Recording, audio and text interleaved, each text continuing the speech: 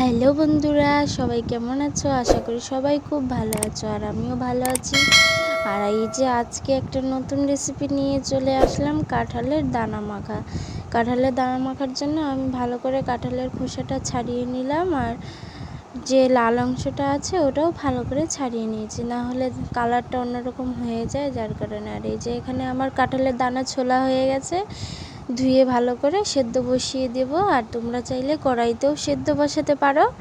আমি যেহেতু তাড়াতাড়ি হবে তার জন্য আমি প্রেশার কুকারে বসিয়ে দিয়েছি। তোমরা চাইলে প্রেশার কুকারে দিলে ভালো সুন্দর সিদ্ধ হয়ে যায়।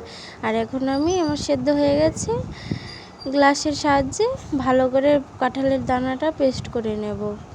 আর এই যে আমার পেস্ট করা হয়ে গেছে, এখন শুকনো লঙ্কা আর পেঁয়াজ ভাজা দিয়ে আমি ভালো করে মেখে নেব হালকা নুন দিয়ে। আর তোমরা চাইলে কাঁচা পেঁয়াজও দিতে পারো।